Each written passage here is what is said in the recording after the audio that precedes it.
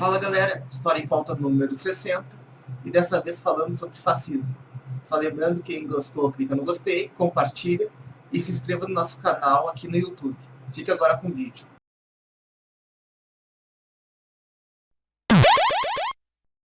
Programa História em Pauta, edição número 60.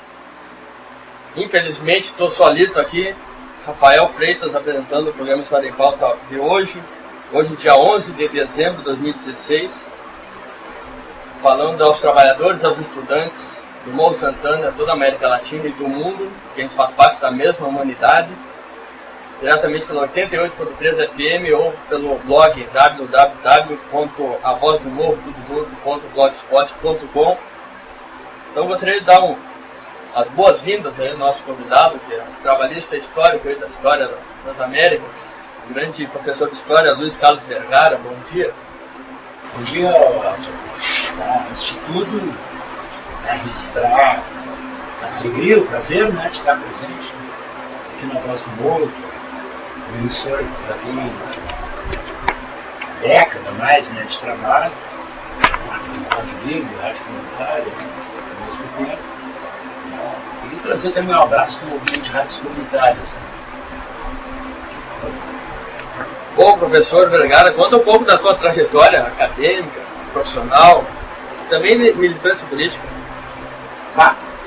Então, para falar disso, é preciso colocar o seguinte, aquilo que me levou a estudar história, a pensar história, a própria militância política, também ao trabalhismo, tem muito a ver, não com o livresco, com a opção teórica de universidade, e sim com uma espécie de imperativo, de vida mesmo, de história.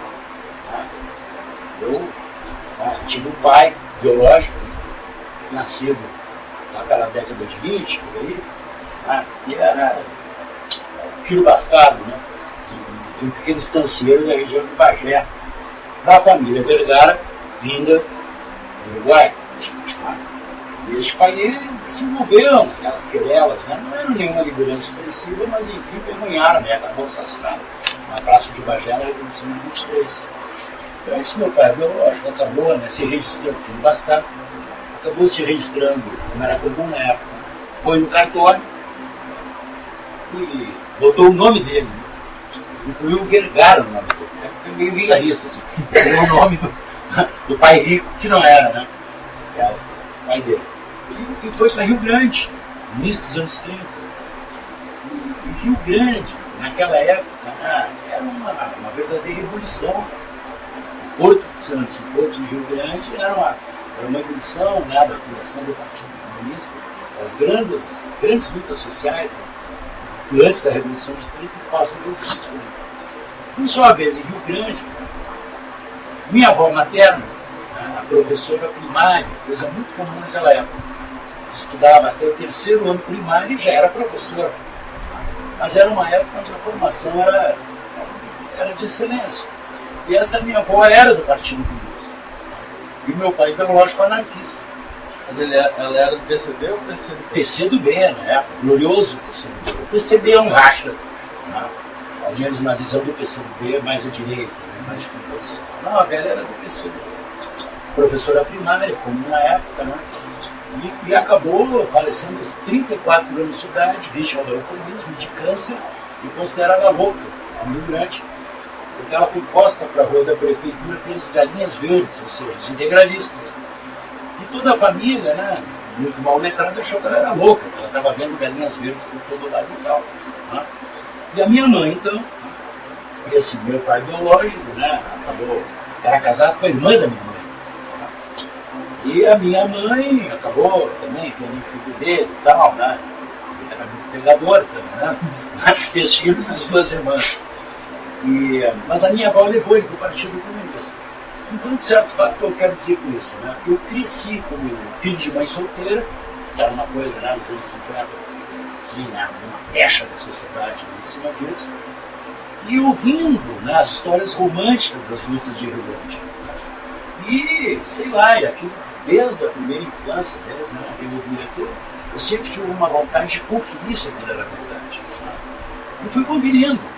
Depois, quando, né, já na década de 80, 30 anos depois, né, fui fazer o curso de História, a minha surpresa, a minha alegria, sei lá, a satisfação, né, de ver que, digamos assim, alguns temas, né, que eu pretendia até estudar eram não só verdadeiros, como emérito, né, registro aqui, né, emérito pesquisador gaúcho, né, o professor René Gertz, eu acho que está vivo dando aula na URGS, lançou uma série de livros sobre essas histórias, né, muito bem feitas e tal. Então eram histórias lendárias, né, por exemplo, assim, né, quem sabe que plena Segunda Guerra Mundial, o Partido Comunista de Rio Grande, por 3 dias, ocupou a prefeitura de Rio Grande, de Arma, e botou a bandeira da União Soviética e decretou Rio Grande o primeiro soviet da América Latina. Ouvi as histórias, né, contadas, né, que a família contava sobre o perigoso pai biológico, que a minha mãe casou depois, sabe como é que é, naquela época, né? Então ele era um nome proibido na família, né? Assim, até um padrasto que era trabalhista. Sabe? Então era meio proibido. E a minha mãe fazia teatro no Partido Comunista. Olha a excelência dos quadros daquela época, né, do Partido Comunista do Brasil. A minha mãe, durante 9 anos, regularmente, semanalmente, fazia, para arrecadar dinheiro para o partido, a mesma peça teatral, Deus me pague de Juraci Camargo. Né? Então era uma trupe do Partido Comunista, circulava o Bagé, Pelotas e tal. Então, essa condição, né, de história familiar e tal, né, histórias do Partido Comunista sempre me levaram, né, a pensar o seguinte, né, mesmo que eu não imaginava esse tipo de história, né, será que isso é verdade? Né? E depois, quando fui fazer o curso, e por outro lado também, né, a questão do trabalhismo, ela é contraditória, porque dessa tradição familiar eu ouvi as críticas horrendas a Getúlio Vargas, né? Principalmente ao Estado Novo, né? Onde minha mãe está viva ainda, né? Com 16 anos, né? Odiava Vargas, né? Pelo fato de que a polícia batia nas portas e obrigava as pessoas, né, a ter a foto do Vargas na janela, né? A provar que, né, estavam com o Estado ali e tal. Havia também a perseguição policial do Estado Novo, né, aos comunistas. Né? Então a casa da minha avó em Rio Grande, seguidamente era cercada pela polícia que vinha de Porto Alegre, né? Os cardeais, era uma polícia do exército que usavam capacete vermelho. Né? Então a minha avó fazia reuniões, né, no sótão, né? Eles faziam um sótão ou um porão. E a polícia a cavalo ficava na frente. Então a velha era fogo, né? E a minha mãe, mal eu nasci, estava na barriga, né, se mudou para Porto Alegre, fugitiva de Rio Grande, né, na data de uma greve geral. Eu nasci numa greve geral. De 1956, durante o famoso Congresso Eucarístico, que reunia a Pastoral Católica em Porto Alegre, e a minha velha, né, era destinada, na bolsa dela estavam os coquetéis Molotov, né? Então, de certa forma, né, essa vertente, né, pessoal assim, né, me marcou, né, a querer entender história, principalmente a nossa história local, para ver se aquilo era verdade, ao mesmo tempo reestudar a questão, né, do trabalhismo, porque essa ojeriza a Vargas, ao contrário, né, nessa esquerda da década de 30, dos anos 50, se transformava, né, num apoio a Vargas, depois da Segunda Guerra Mundial, né, Luiz Carlos Prestes. Né? E o meu nome é Luiz Carlos em homenagem a Prestes. Eu sou de 56. Se fizesse uma pesquisa genealógica, né, não devo ser grande parte dos nascidos dos anos 50 aqui no estado, não tem nada a ver com a homenagem ao rei francês, não, né? E sim a Luiz Carlos Prestes. Eu estava conversando sobre um possível exemplo de Luiz Carlos, devido a Luiz Carlos Prestes, que seria o Luiz Carlos Solim da Alvorada, quem sabe? Talvez, certamente pela idade. Certamente pela idade. Né? Solim foi meu contemporâneo, né? Começou a militar no trabalhismo, recebi hoje aqui, né, na Rádio Café, também camarada de lutas de Alvorada, somos todos alvoradenses, com orgulho, Muito orgulho. barril de pólvora do proletariado, né? Sim, a gente considerava nos anos 70. É a cidade proletária agora. Né? E que isso que o Sorinho faleceu, né? Bom, não, o Sorinho começou no trabalhismo, terminou no Partido Comunista, né? Foi expulso do Partido Comunista. A justificativa que o PCB utilizou, né, era uma sordidez, né, de uma canalice, né? Expulsaram ele porque ele acreditava em Deus, quando na verdade era porque o Partido Comunista de Alvorada tinha alguns cargos no governo do PT e expulsaram o Sorinho do PCB para um outro grupo, né, que eu não sei se é o mesmo de hoje, né, não posso fazer relações, ocupar esses cargos a pedido da prefeita Estela Freitas, a intervenção do PT no PCB. Isso tem claro. História e denúncia, né? Já diz o historiador americanista Fábio Melo. História que não serve para nada e que não faz intervenção na realidade concreta é pura literatura. Né? Bom, Vergara, eu digo o seguinte, nossa pauta hoje é o fascismo. Certo. Então gostaria que tu explicasse para os nossos ouvintes, do modo mais simples possível, o que é o fascismo e qual é a atualidade desse tema para hoje.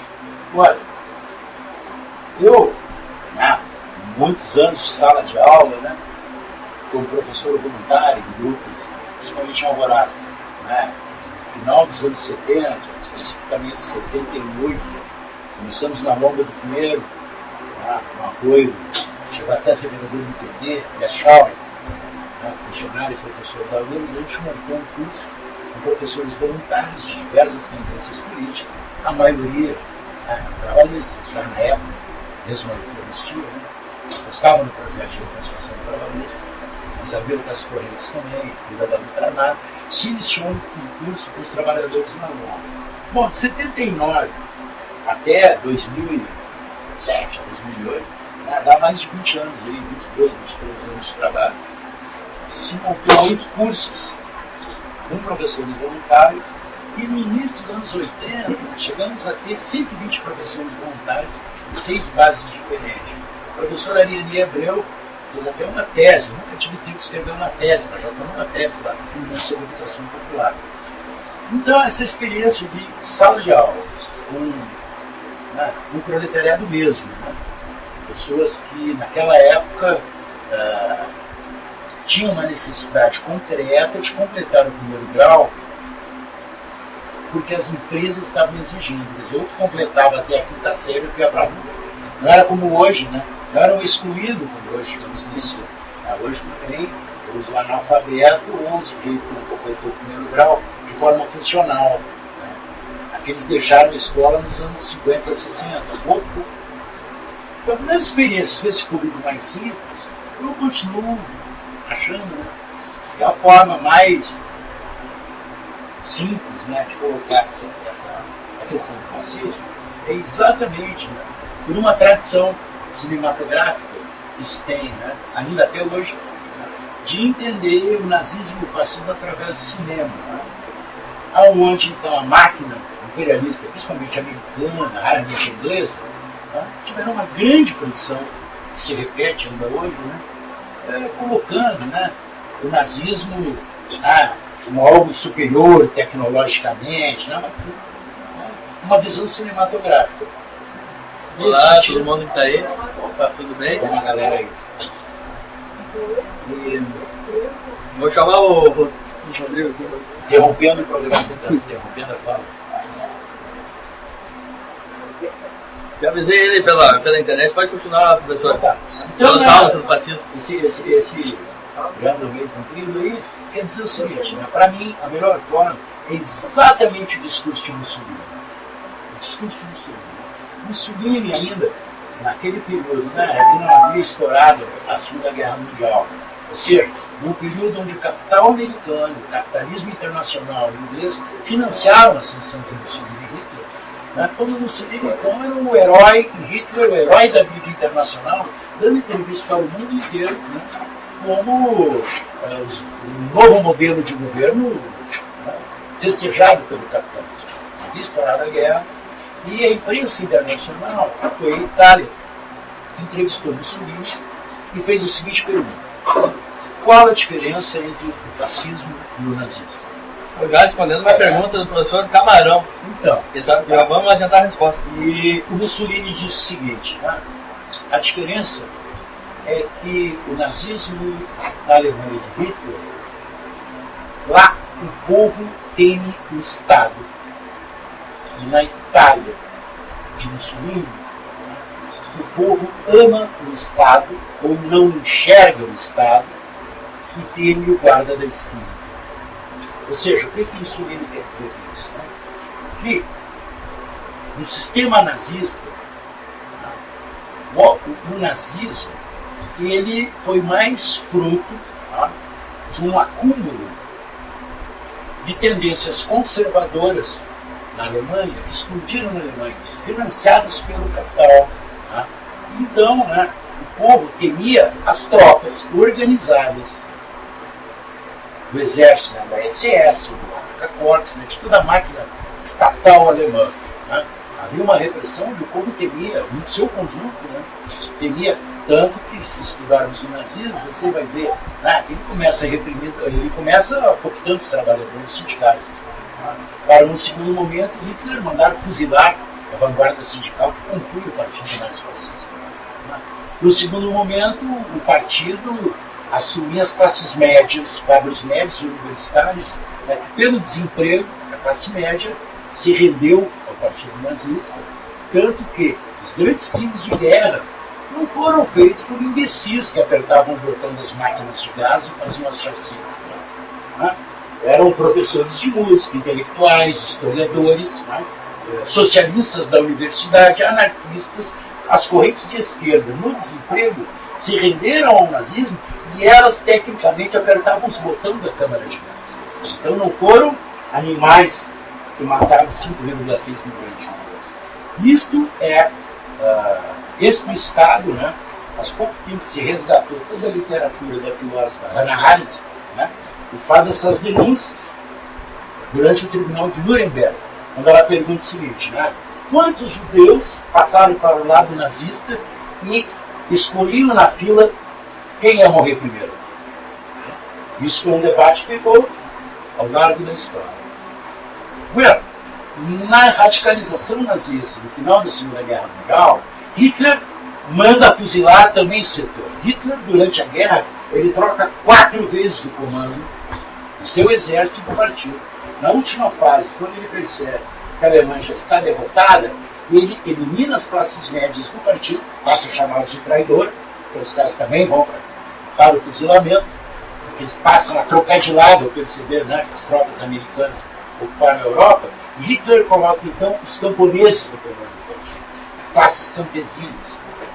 E é daí que vem então um paralelo com os crimes de Stalin, ou seja, o campesinato é um problema muito grave. Lenin já dizia, direção operária com o campesinato sob o comando da linha operária.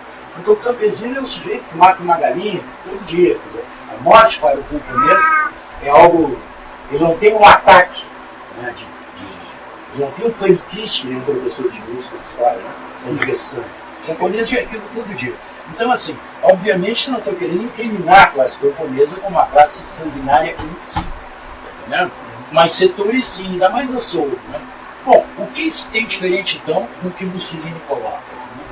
Mussolini coloca o seguinte, que a Alemanha, então, nessa colocação de Mussolini, que na Alemanha o povo teme o Estado, que na Itália o povo não vê o Estado e teme o guarda da esquina, Mussolini quer dizer que o fascismo é o futuro e que o nazismo era o passado. O nazismo era o futuro. Mussolini disse em 37. Por quê? Porque ele disse o seguinte, o povo na Itália não vê o Estado. Ora, o que isso tem então já respondendo à ilação sobre a atualidade?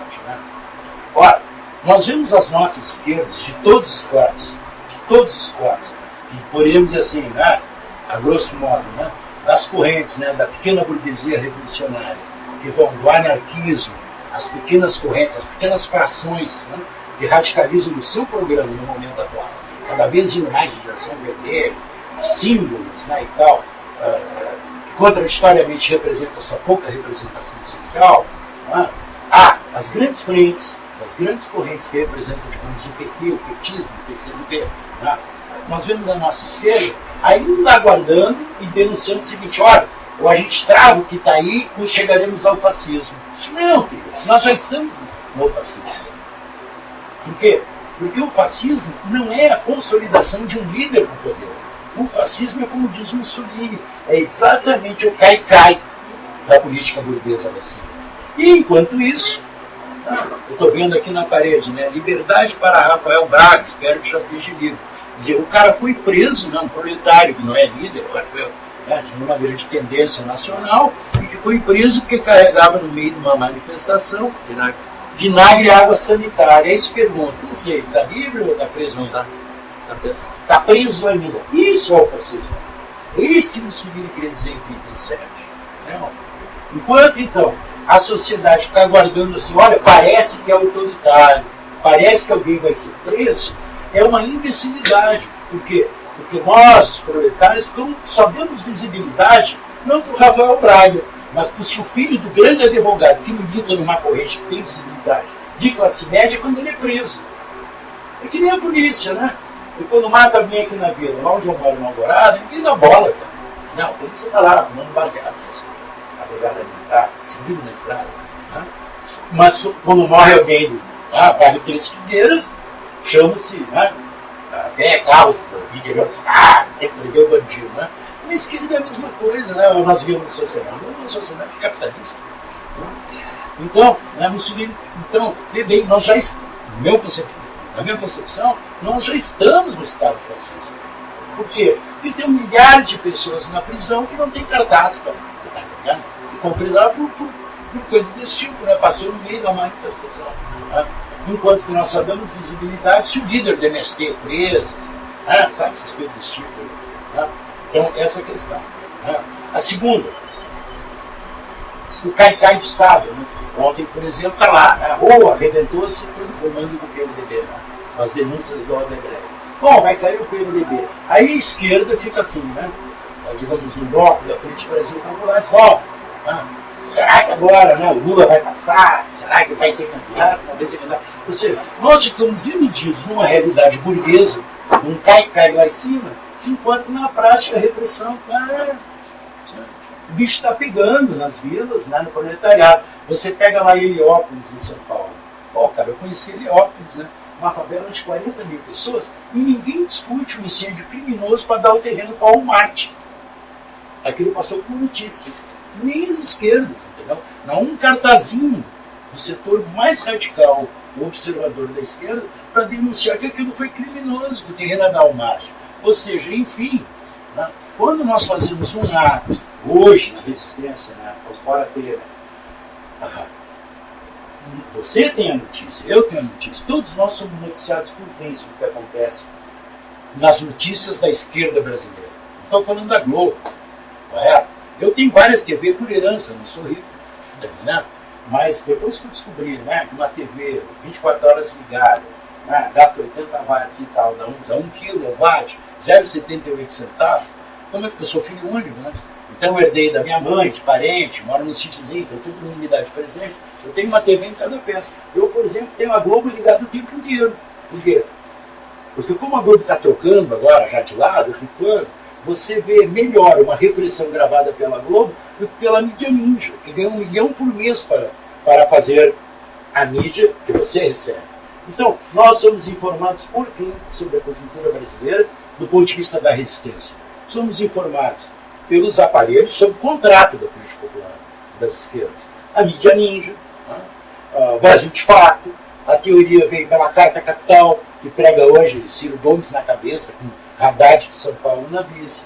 Brasil de Fato, pelo Jornal dos Trabalhadores, que é bancado pela ADS, que financia uma parte. Enfim, se a mídia do monopólio é mentirosa, a mídia, entendeu?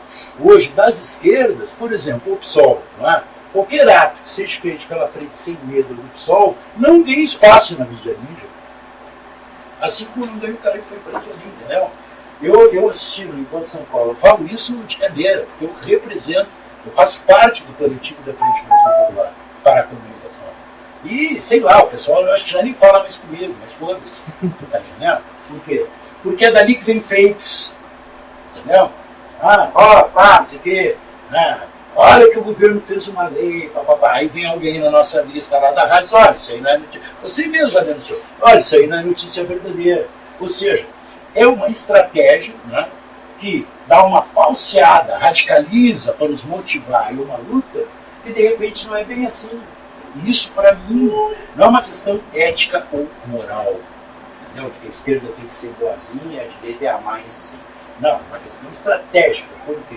Se observarmos o golpe na Turquia, que se deu há meses atrás, foi muito parecido com o brasileiro, né? Toda uma movimentação, tal, e não sei o nome do sujeito, o cara é complicado, nome turco, né? Não importa, né? Pesquise quem na internet, quem é o presidente que se mantém hoje, né, na Turquia. Ou seja, houve uma tentativa de golpe de Estado, né? Quando o partido que foi alijado do poder, seria, digamos, o PT, uma grande frente social-democrata na Turquia, o sujeito tirou os caras e tal, num processo como o nosso.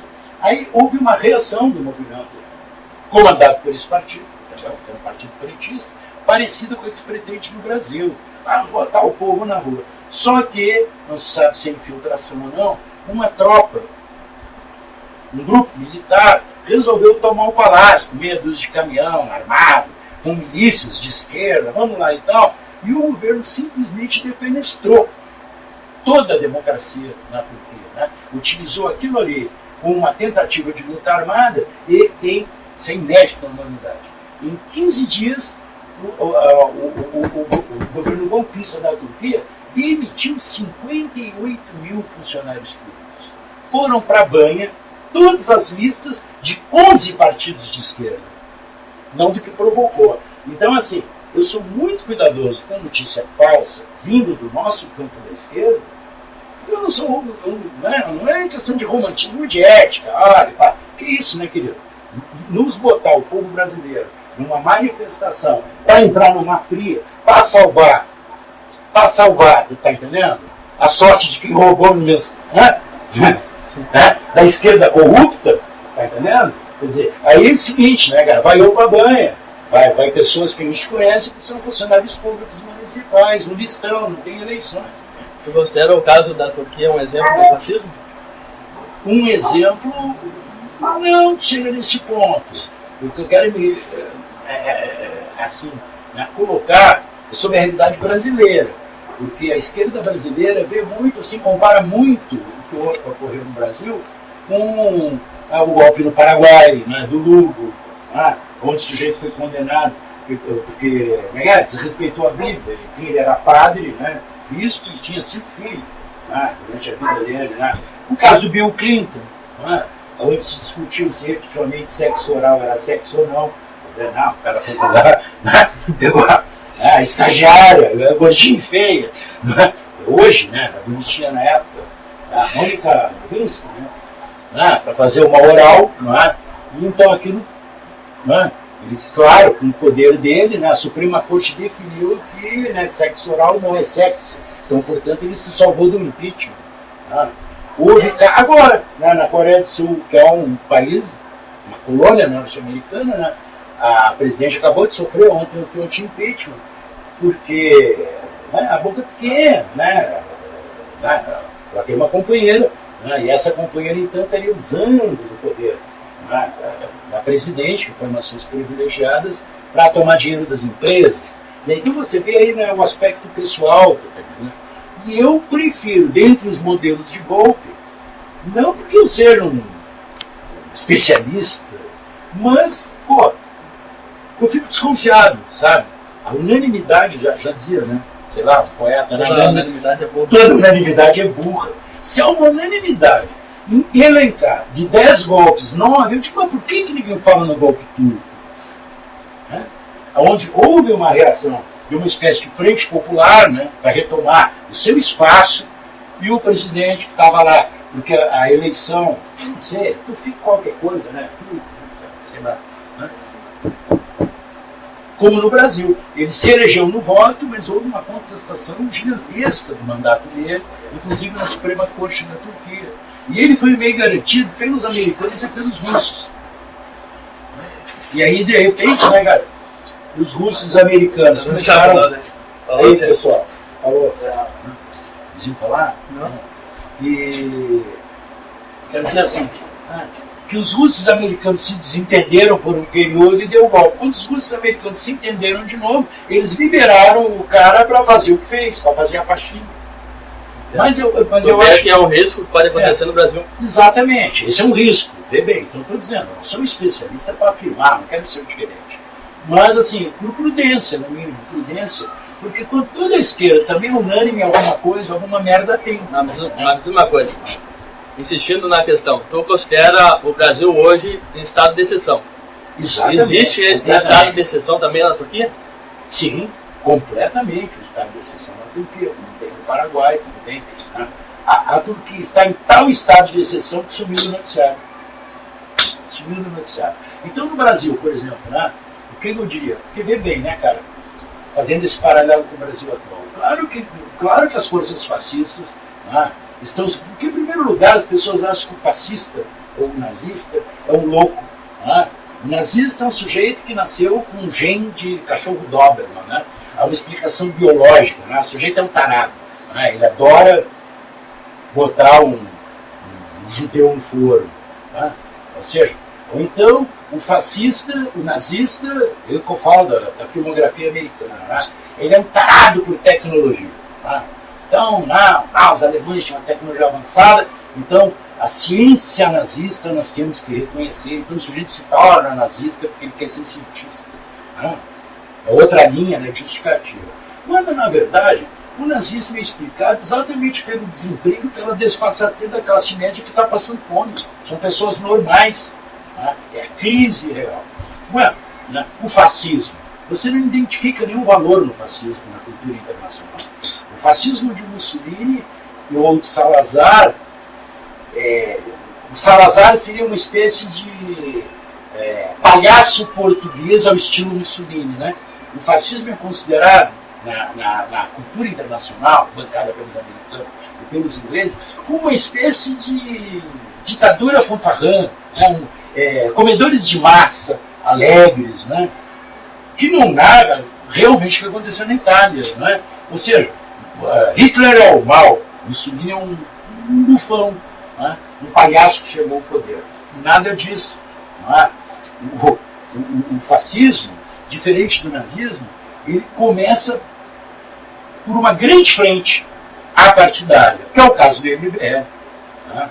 O MBL hoje, por exemplo, né, só certo, de uma organização chamada Estudantes pela Liberdade, né, que atua no Brasil desde o final dos anos 70, que é bancada pela Fundação John Templeton dos Estados Unidos, ligada ao Partido Republicano, mais de 1.000 filiados de Estudantes pela Liberdade foram no Congresso há 3 anos atrás, bancado pelo Instituto Milênio, que é do DEM, num grande encontro e passaram a pauta do MBL, assumiram a agenda do MBL. Então esse é o movimento estudantil do MBL. Eu vi uma vez uma discussão, acho que até no grupo, né, americanista que coordena, sobre a questão do integralismo e tal. Os integralistas, por exemplo, não são hegemonia da MBL. Existe, o integralismo se desmanchou, né, com o tempo, né, porque ele representa uma visão conservadora dos anos 30. Inclusive, muito interessante, o integralismo tem que ser muito bem estudado, porque eram bons cristãos até, perto do que é o MBL hoje. Né?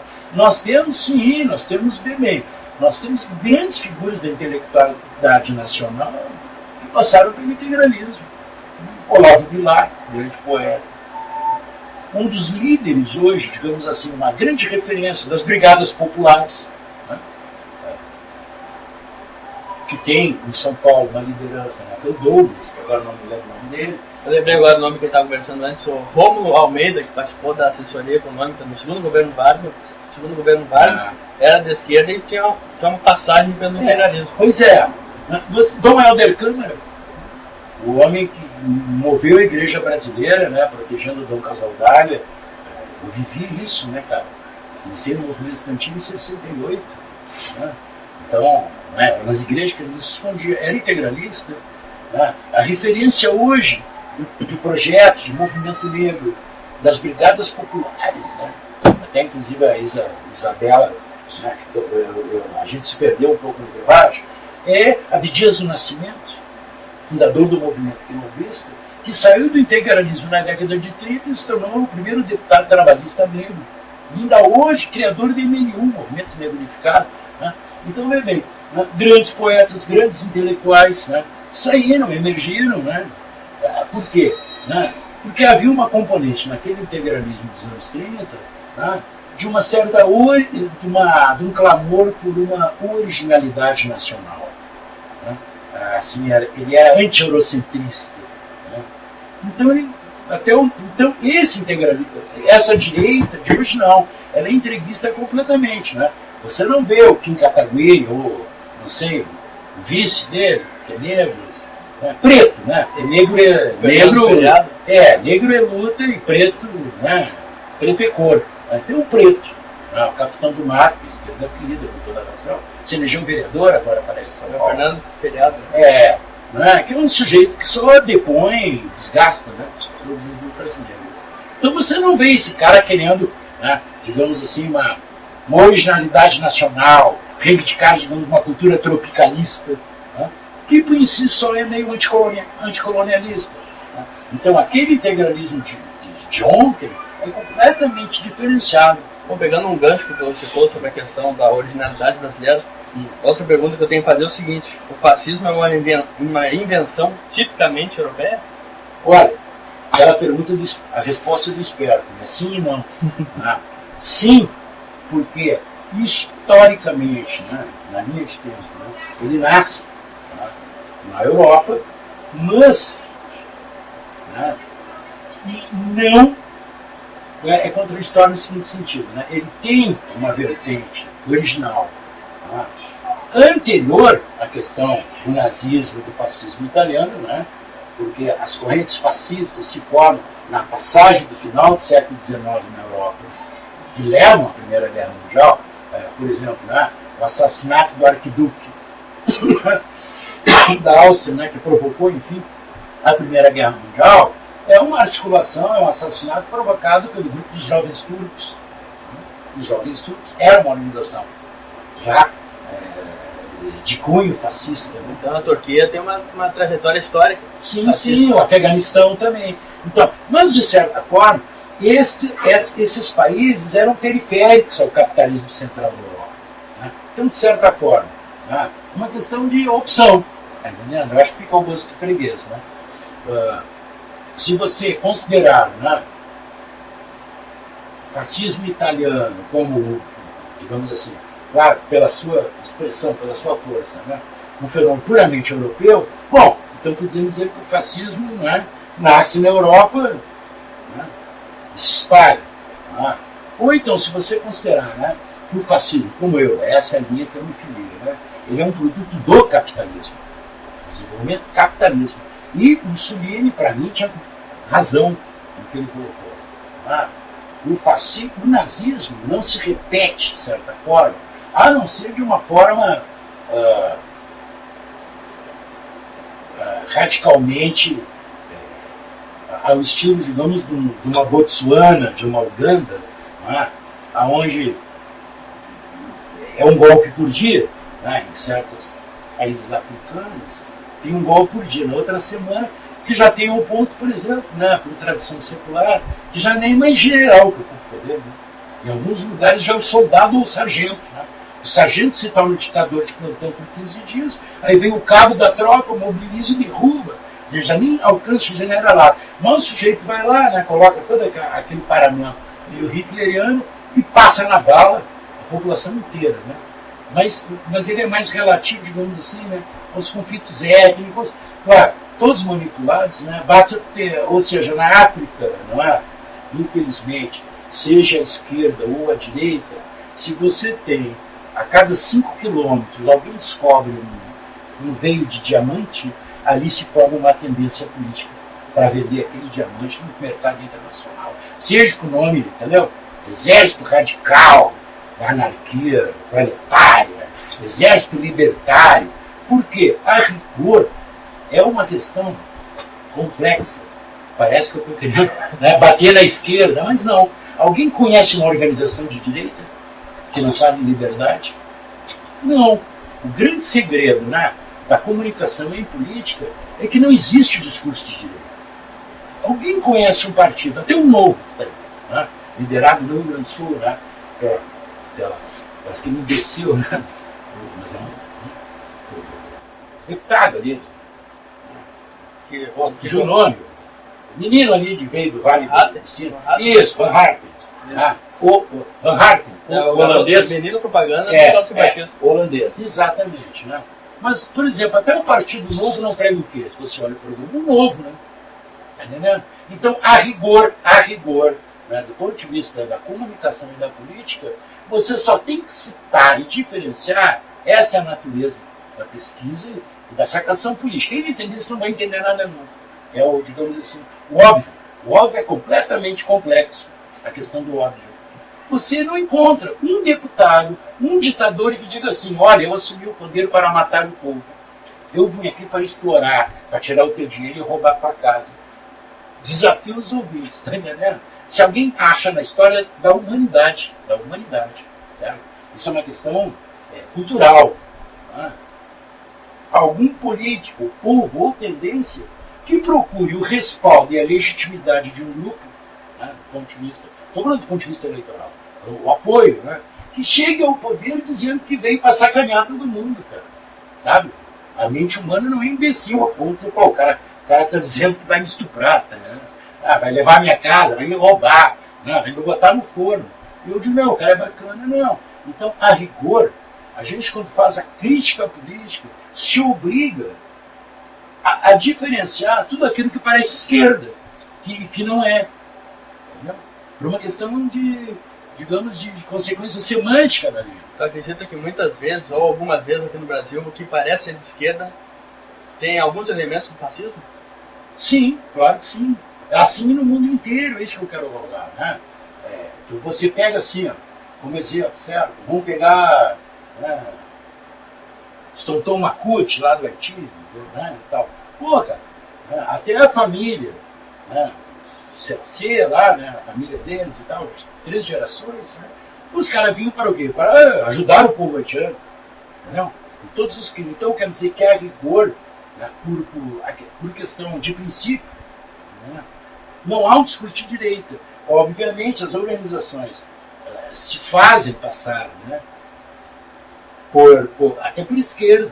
Então, não é uma. Então, veja, existe toda uma desconfiança pequeno-burguesa ao analisar a história, né, de que,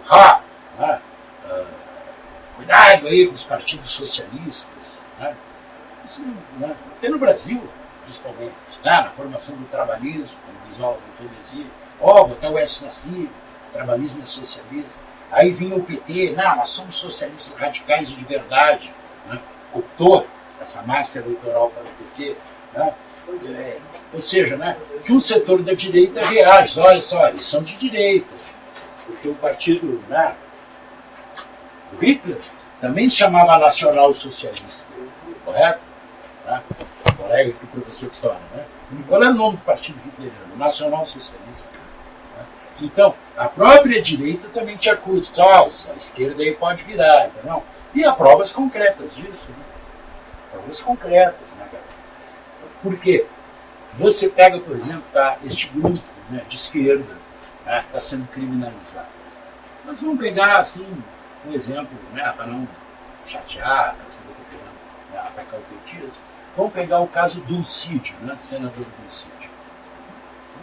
Era um senador, um homem que eu sempre considerei, meu ponto, né, assim, assessor parlamentar, um político de grande habilidade. Quando era do PSDB. Né? Era um homem que compunha as esquerdas, tal. Tanto que, né, no mandato da Dilma, ele é convidado para ser senador pelo PT. E líder do PT no Congresso. É um homem habilidoso, né? Um homem educado, de bem com a mídia, cabelo branco,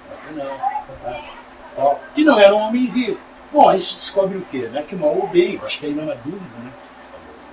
Um 20 petista, por favor, não vai confundir com ser muito petista para isso. Por quê? Porque o Dulcídio está lá de delator premiado. Né? Ele delatou Ele disse, se eu delatar, a República cai, e está caindo. É um cara que fez uma transição, né? Teoricamente de um partido mais à direita para teoricamente mais à esquerda. Seria o PSDB para o PT. Aí pode se perguntar, bom, por que ele foi? A direção do PT convidou? Convidou. Então, qual a diferença do PSDB e do PT? Quer dizer que cria centenas de questionamentos. Né? Mas, enfim, o que eu quero colocar no caso do Cid, para não ferir a moral, né, de outros criminalizados da cúpula do PT, que vai chegar aqui no Rio Grande do Sul também. Já começou o César Maia, um caso emblemático, ninguém comprou mais voto. E Alvorada, onde nós moramos, e César Maia. Né? Puxa, cidade coberta de propaganda, né? Defilado dele, botando para baixo um grande deputado PT, que eu considero Henrique Fontana, que tem uma base essencial em Alvorada. Mas, em todo caso, quero dizer o seguinte, né? Corrupto. Né? É o corrupto, confesso. Né? Então, o que isso tem a ver com o fascismo? Tem a ver que a mídia internacional, a cultura internacional, os livros da história, ao analisar o fascismo, o nazismo e outros ismos, não colocam uma questão essencial.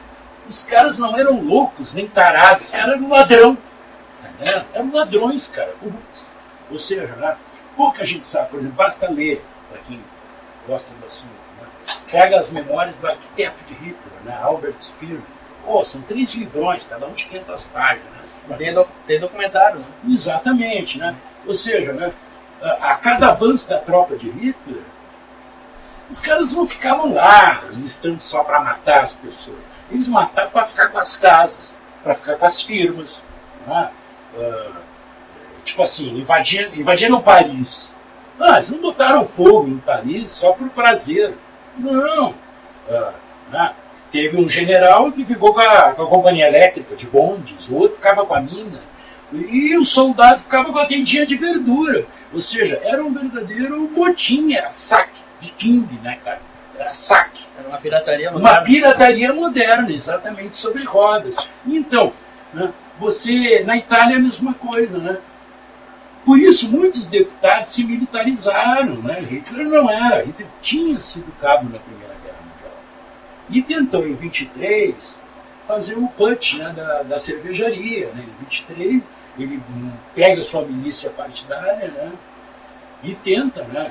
Ele vai na cervejaria de Munique, né, onde tradicionalmente, né, havia um banquete tradicional do Partido Social Democrata, e tenta, né, matar os caras na bala e dar um golpe de Estado na Baviera, que era um estado importante, né, na Federação Alemã.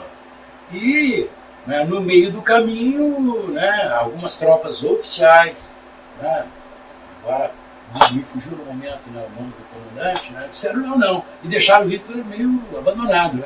O Hitler olhou para trás, e com 50, 100 militantes nazistas, né, do partido, resolveu continuar na bala. Né. Mas ele foi preso, eu não me lembro agora, mas teve um general muito conhecido que deixou ele na mão. O cara combinou o golpe com as tropas oficiais do exército alemão. Né? Então, mas quer dizer o quê? Hitler é condenado. Então, eu estou querendo dizer aqui, cuidado com o claro do fundo. Né? A história é um fantasma, né? Que vem às vezes para assustar o presente. Né? Hitler também foi condenado a 9 anos de prisão. Sabe quanto tempo ele cumpriu? 9 meses. Nesses 9 meses ele escreve, então, o fabuloso Mein Kampf, que todo mundo deveria ler. A gente tem que ler o inimigo. Né? Você lê só o que a sua corrente lhe diz, você fica um tapado. Né?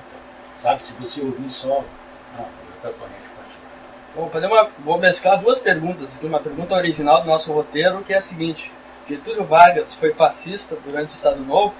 Vou mesclar com uma pergunta semelhante do professor Camarão, que ele pergunta o seguinte: houve aproximação política entre Vargas e Mussolini? Não, ia acender um cigarro, pessoal. Não cabe. Tá, deixa eu ver. Não, de forma alguma. Tá?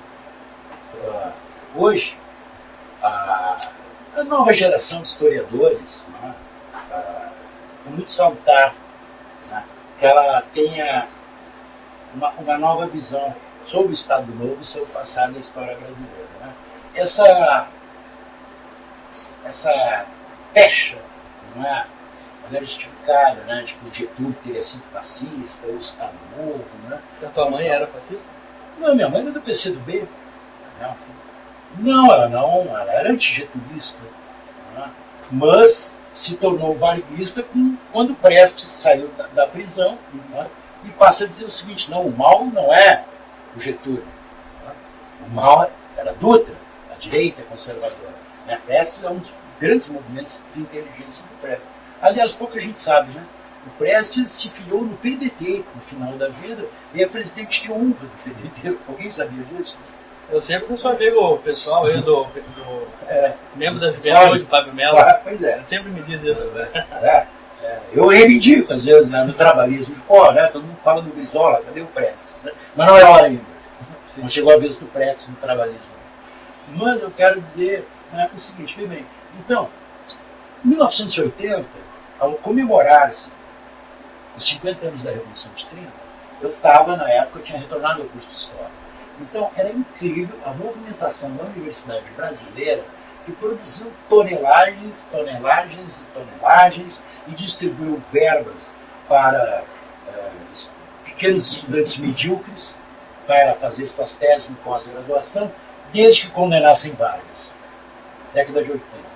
Tá? Por quê?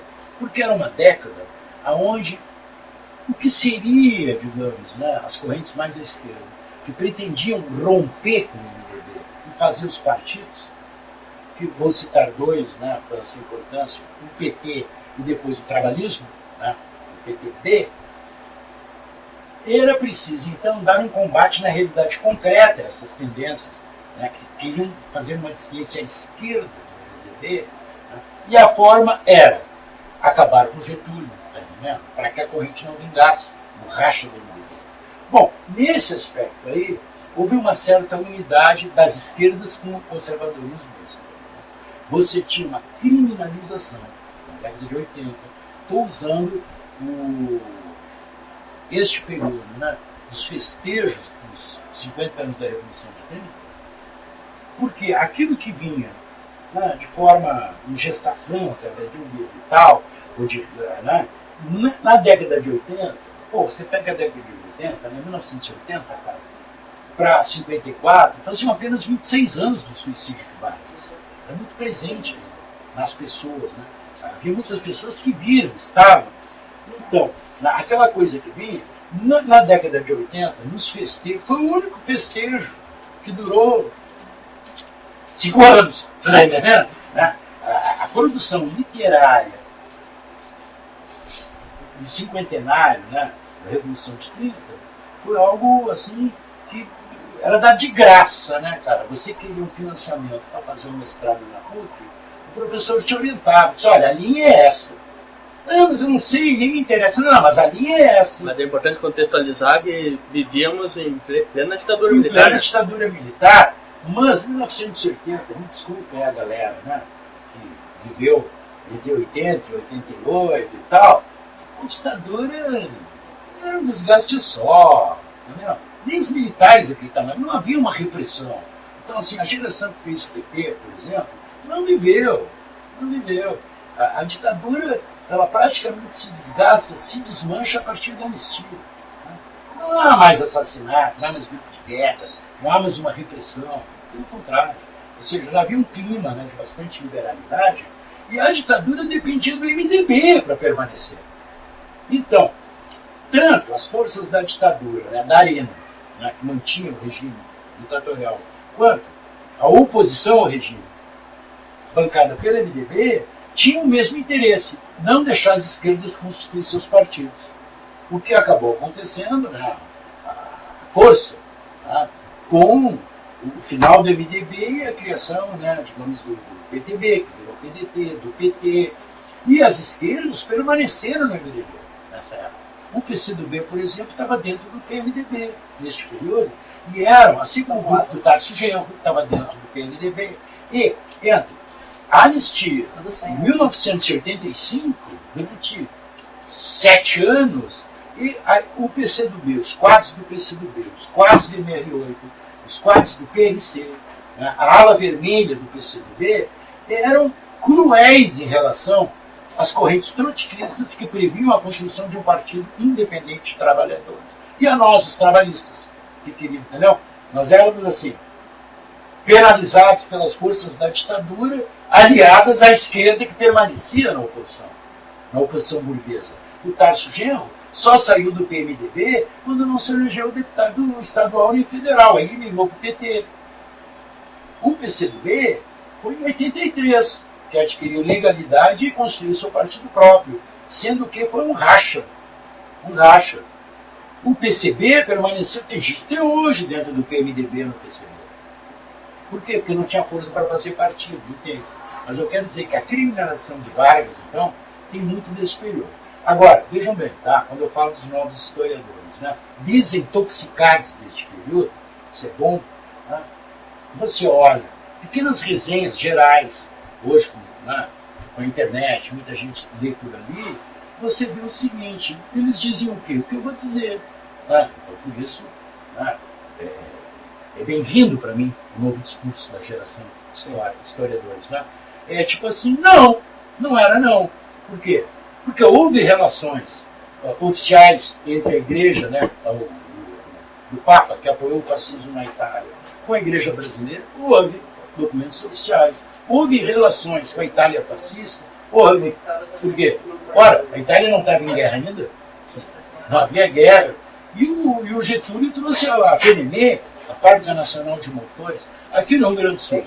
A Alemanha não estava em guerra, não tendo relações de Estado. E seja você de esquerda, seja você de direita, independente, existe uma regra de ouro na política. Você tem que entender, porque o Vargas disse isso, o Lula disse isso, a Dilma disse isso, a Dilma disse.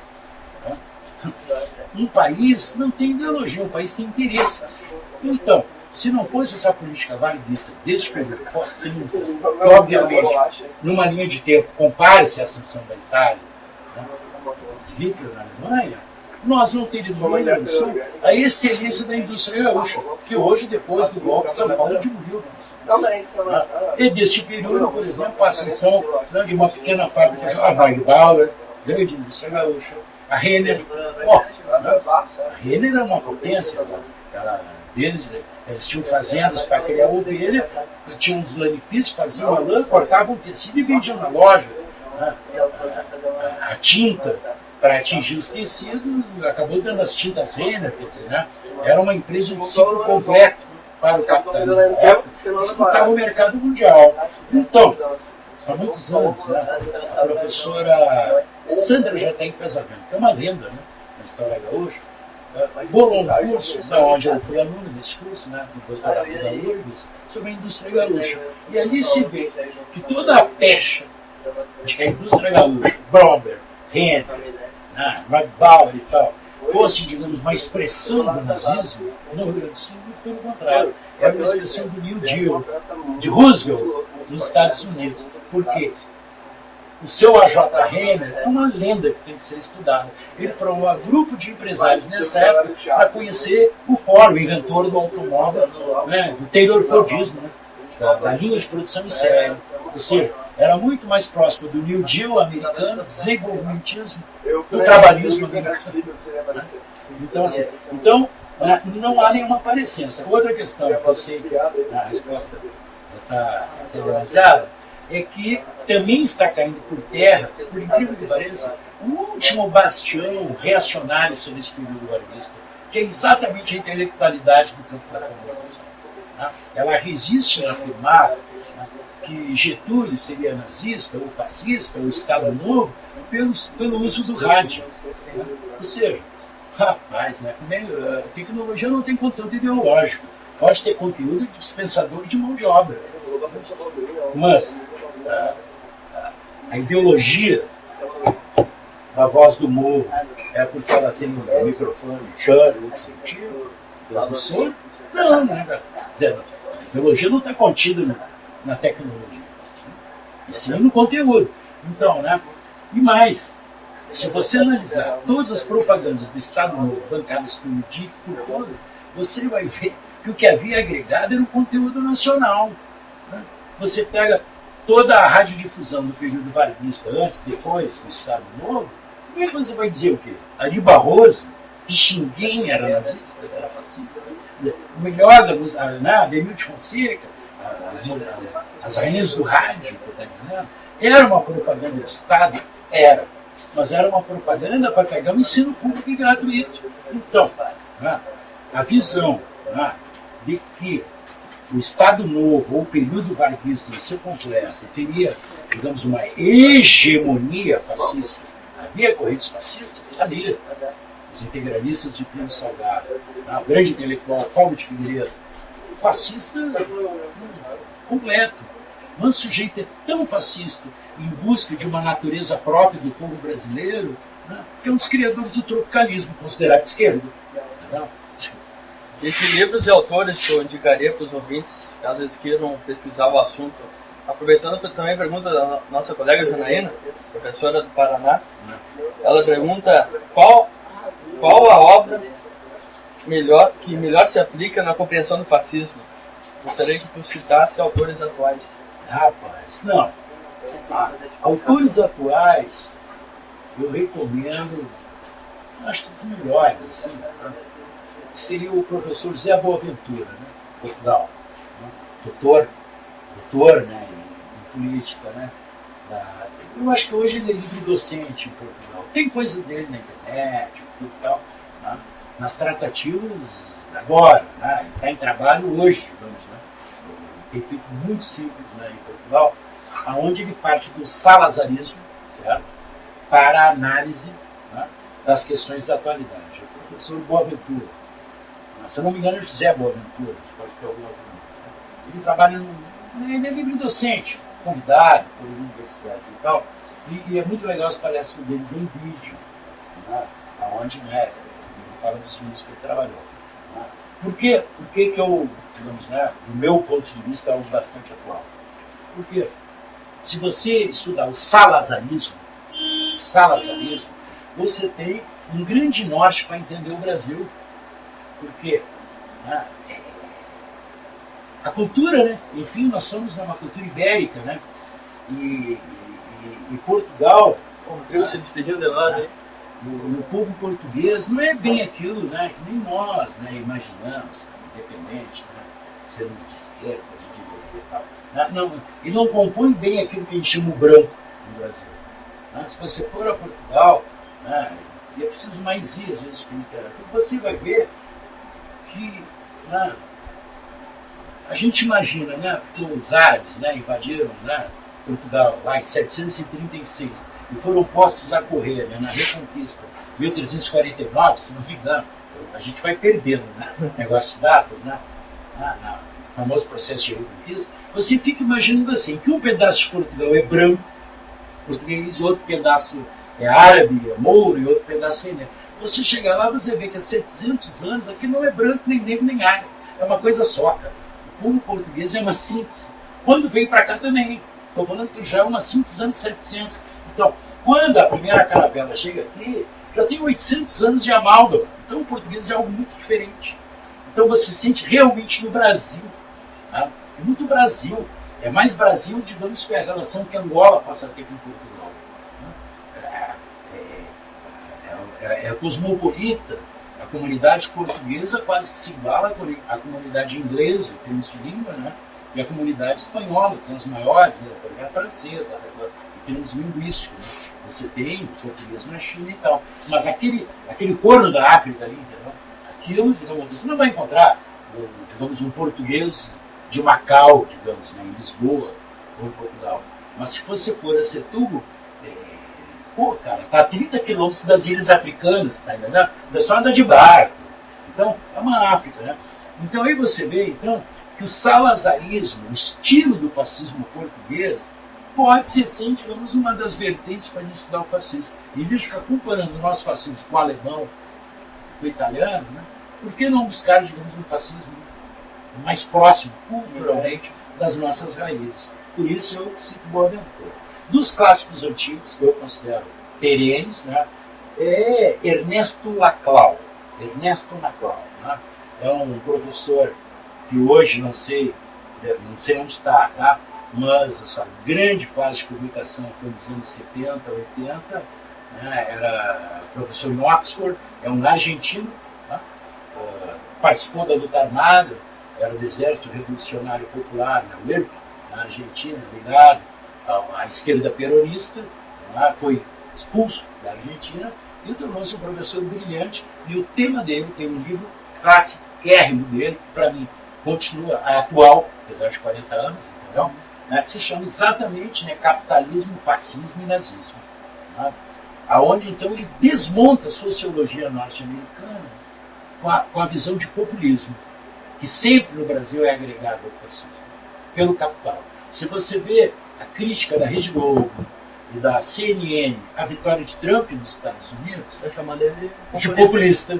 Então, é o capital que cria o conceito, porque na década de 30, a sociologia norte-americana, ela junta Max Weber, né, com a sua tese de que o fascismo era decorrente de um líder de massas que enganou as massas ignorantes. Líder enganador. Os americanos adaptaram Max Weber para a América Latina, dizendo assim, um líder que vem do campo. Aí cabe em Getúlio, cabe em Cardenas, cabe em Pancho Villa, entendeu? Essa operação feita pela sociologia norte-americana. E, ao mesmo tempo, também, eles pegam os marxistas modernos, da década de 70, né? E diziam o quê? Os marxistas diziam o quê? Não, o problema do fascismo é estrutural. Né? Ele corresponde à etapa capitalista da substituição de importações, que é a década de 30.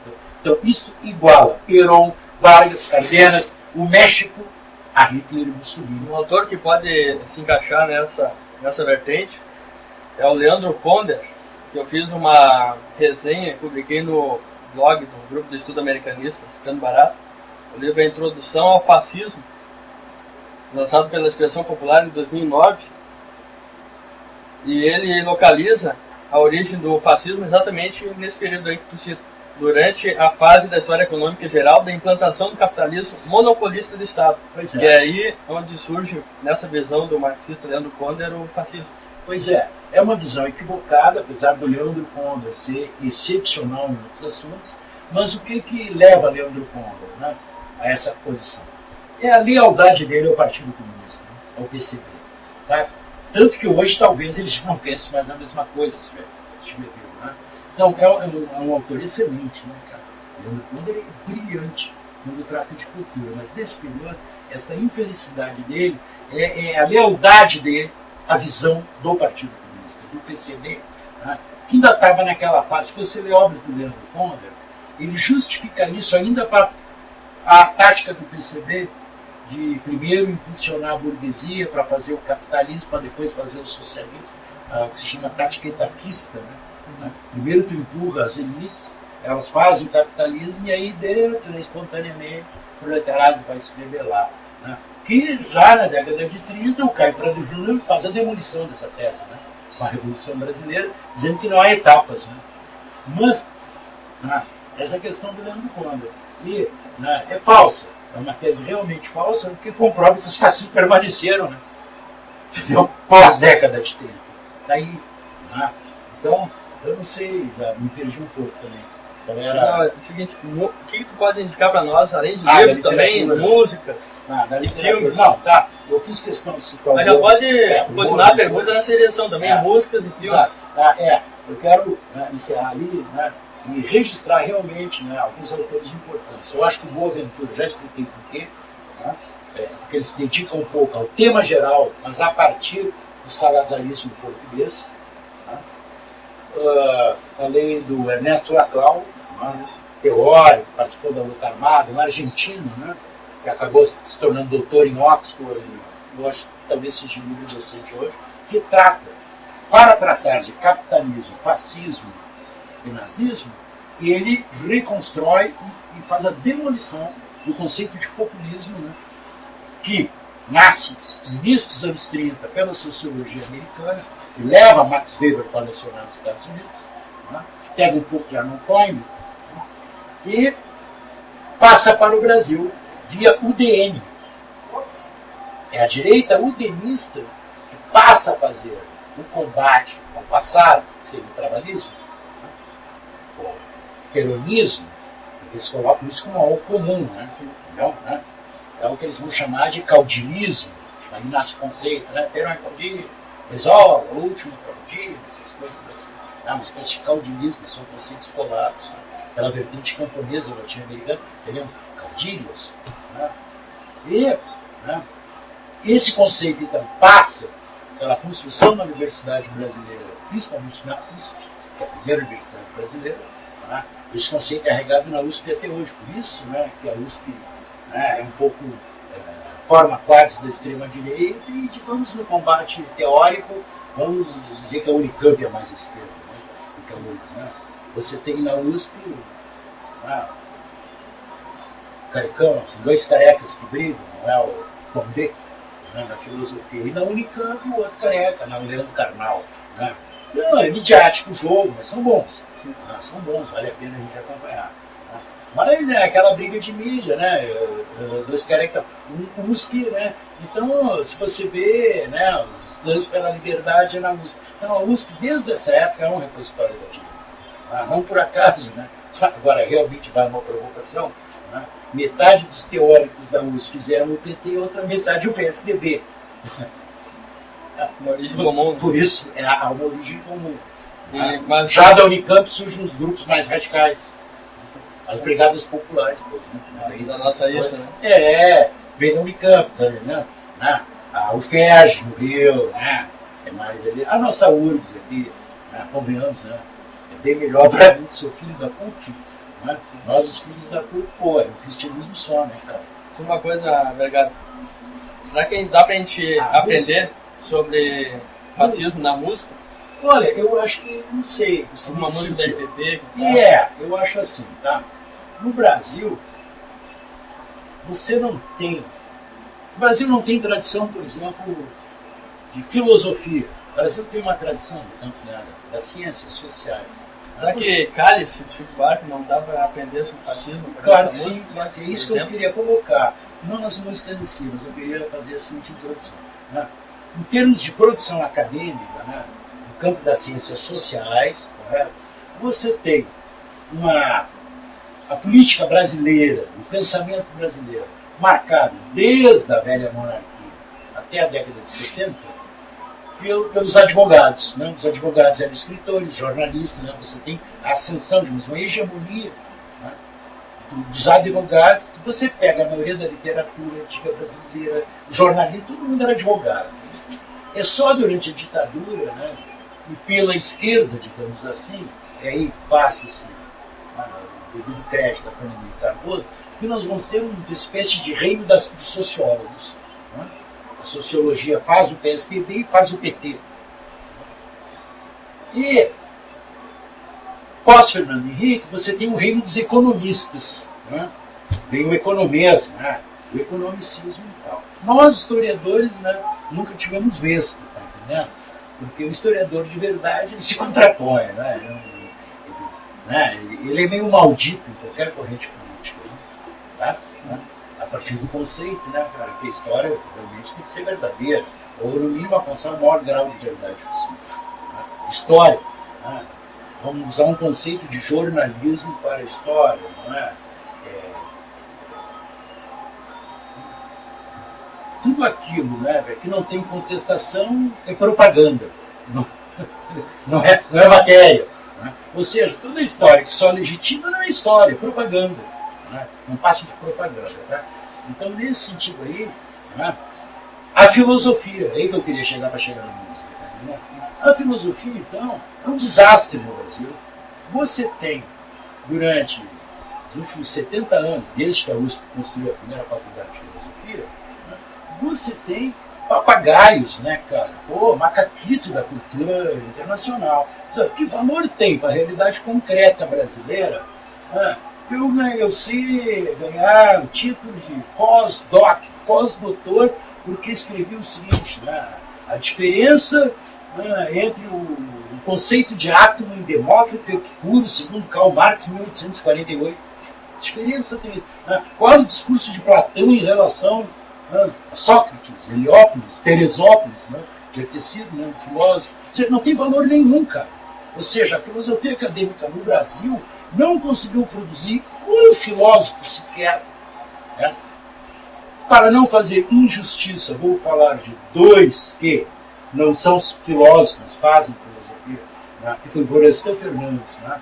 E Roberto Gomes Pedrosa, um brilhante livro chamado A Crítica da Razão, né? Que faz a crítica ao pensamento brasileiro, aonde conclui o que eu vou colocar. Se você quer pensar o pensamento brasileiro, onde está o pensamento do povo brasileiro? Está na música. Né?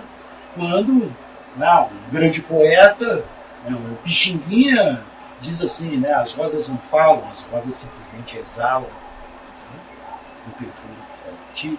Né? Ou alguém diz assim, olha, laranja madura na beira da estrada, está bichada Zé, ou tem marimbondo no pé.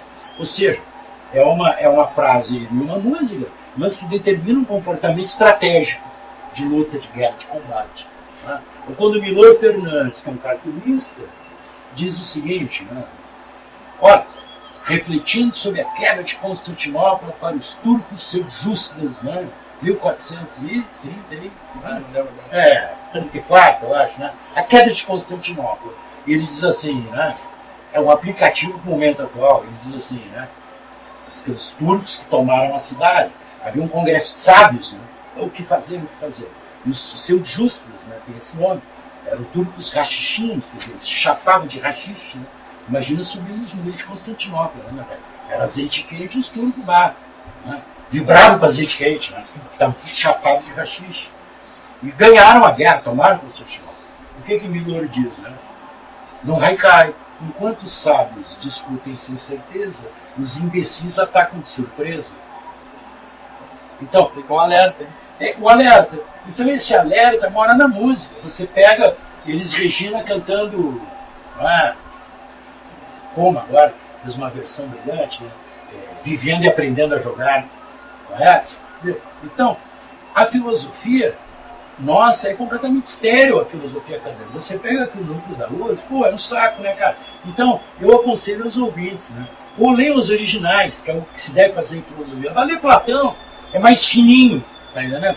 É mais fininho. Então você lê 16 páginas do Platão original, do que 400, né, cara?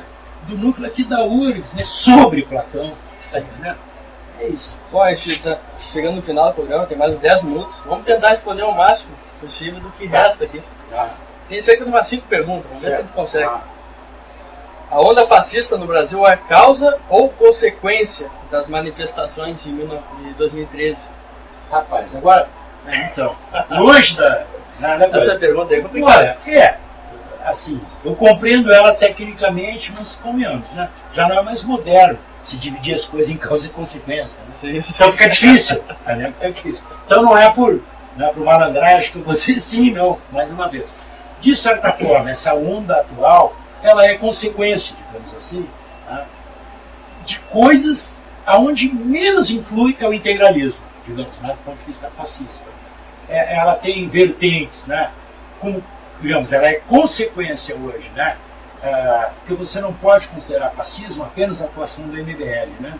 É fascista, por exemplo, quando eu pego um táxi aqui para chegar na Alvorada e o motorista do táxi diz assim, olha, eu votei no PT, gosto da Dilma, mas tem que cair porque não é possível, né, que este governo do PT, né, tenha dado uma casa,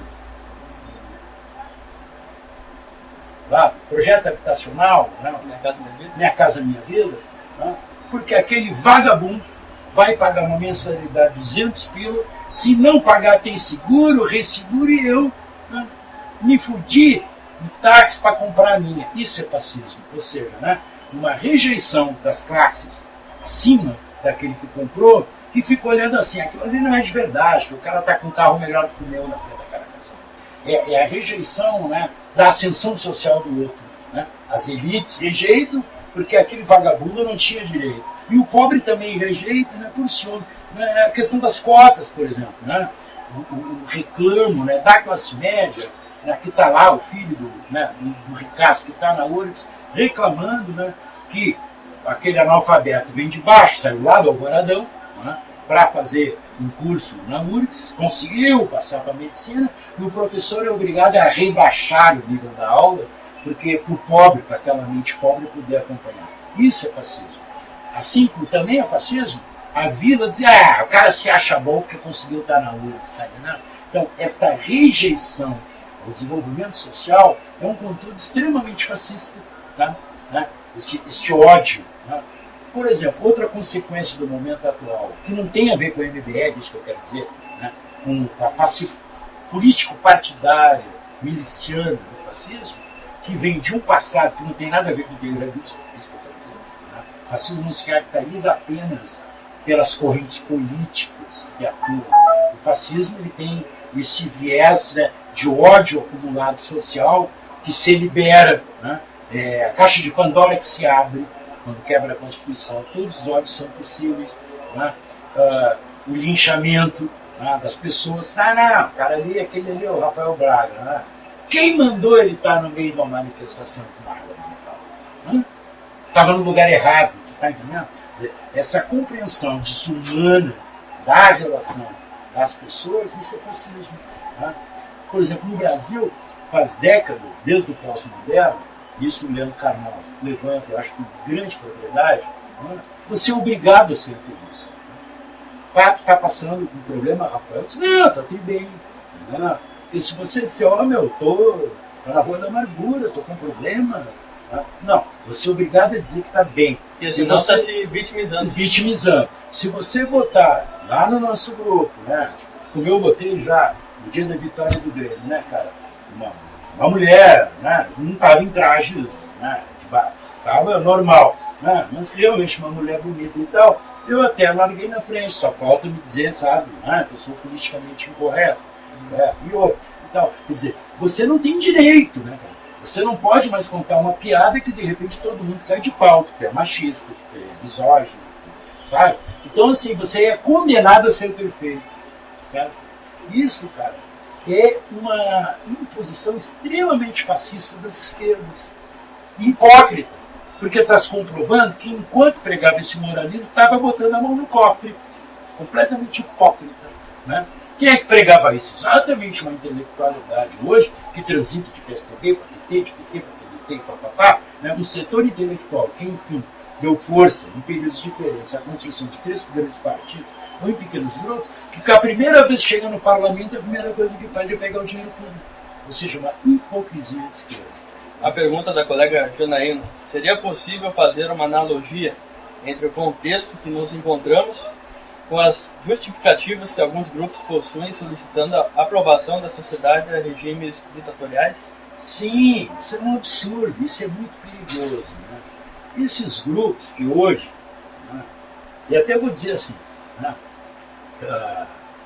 eu tenho meus amigos já nessa altura, né, muito conhecido de muita gente. Não tem problema em dar um nome, né? Paulo Roberto Rosa. É um exemplo típico, né, do miliciano hoje fascista. Né? É um cara bacana, com formação média, completa, esposa professora, né? Isso estou falando de 30 anos atrás, que entusiasmadamente militou no PT e depois entusiasmadamente no PDT. Sujeito que era gerente de uma empresa grande, tá? A gente chamava ele Paulo Supergelo, porque ele era gerente da companhia Supergelo, viajou o mundo, trazendo tecnologia para a água mineral, a esposa era professora, um quadro esquerdo, aquele tipo de sujeito que em qualquer manifestação ou campanha eleitoral ele vai com a família, leva gente, pega as bandeiras, não cobra gasolina, sabe? Um voluntário. E uma tragédia na vida dele levou ele hoje a usar boina, farda militar e fazer manual anticomunista e marcar de cima os aparelhos que ele, na cabeça dele, considera perigosos. Pessoas, ameaça, estamos no teu bico, vamos te matar. Né? Com a tarefa de fazer faxina de bairro. Né? Como é que sujeito com esse perfil coloca uma boina na família? Não, eu estou dizendo o seguinte, né? A miséria da classe média. Né? Então, esse é um paralelo. Né? Ele, por exemplo, que tinha um profundo conhecimento sobre o que foi o regime militar, hoje ele dá aulas pela internet, em grupos fascistas, dizendo que tudo aquilo era mentira. Ele mesmo sabia dizendo que o regime militar foi bom. Então, há muita manipulação. Aí você pega uma parte de pessoas normais do povo, pessoas na minha faixa de idade, 60 anos, ou um pouco mais velhas até, e elas existem, né, cara? Aqui no comércio, né? No meu bairro ali tem um dono do brick. Eu compro porque eu deixo para lá. Mas ele foi soldado no exército na época. E ele diz o quê? O melhor período da vida dele foi aquele. Ele ganhava bem. Hoje ele tem um brick, né, cara? Fecha o brick, troca, faz uma loja, quebradeira. Então, há pessoas que têm saudade daquilo e há uma juventude, então, né? Normalmente de classe média alta, bem, né? Que, por interesse econômico, estuda e até acredita, né? Digamos, na famosa, como é que se dizia na época, uns anos atrás, na tese da dita branda. Não seria ditadura, seria dita branda, né? E muito pelo contrário, né? É um discurso facilmente desmantelável, mas a esquerda se equivoca, no sentido que a esquerda sempre alega a perfumaria em vez da essência, entendeu, cara? O problema não é você combater a ditadura porque ela era má, porque ela matou 400 líderes estudantis. Isso para a direita é fácil. É um cachorro que merecia morrer. Aliás, era filho de rico. Não está entendendo? O difícil, o correto seria dizer o seguinte: o que roubaram os militares? Os grandes escândalos na Coron Brastel. Você pega a cidade de Porto Alegre, você vai em Buenos Aires, você vai a Lisboa, você vai à França, você vai a qualquer capital que não seja Porto Alegre, que tenha 1 milhão de habitantes, que tinha 1 milhão de habitantes na década de 50, digamos, né? Uma cidade grande, média, qualquer lugar do planeta, você vai lá, cara, estão preservadas as bicas de água, estão preservados os bondes elétricos, o sistema de transporte coletivo. Em Porto Alegre não tem porquê. Porque os militares, eu só não dou o nome aqui porque perdi a vista, venderam os trilhos a preço de ferro velho. Os nossos trens foram desmantelados a preço de ferro. Eu sou de uma época que se viajava daqui a Buenos Aires de trem, com um vagão restaurante. Hoje está 1.400 para você pegar um avião. Você leva 9 horas para ir a Buenos Aires. E era barato. Pagando 1.400. Hoje tem que ir a São Paulo para depois descer para Buenos Aires. Não tem mais voo direto para Buenos Aires. Ônibus, vamos pegar o mais barato, 200 pila. Um trem naquela época, um vagão restaurante, trem diesel, moderno, elétrico. Né? Até era muito famoso, foi inaugurado no final do governo do Brizola, o Minuano. Era um trem, cara, comprado, não sei de onde, tá entendendo? Pô, tinha vagão restaurante. Hoje custaria R$40, 5 vezes o preço. As pessoas, o proletariado, o povo, viajava de trem. Nós tínhamos uma grande malha ferroviária no Rio Grande do Sul e, fantasticamente, uma malha hidroviária. Né? Você ia, cara, de barco a Rio Grande pela Lagoa dos Patos. O gás era mais barato porque ele descia de São Paulo, Porto Rio Grande, e ele vinha de barco. Nós tínhamos uma rede de cidades que eu conheci em vida, né? Até porque o meu padrasto era eletricista, e como eletricista ele tinha como clientes fazendeiros, né, da zona do arroz, e as companhias que eu cito, Navegação Dreyer, a Navegação Minuano, né,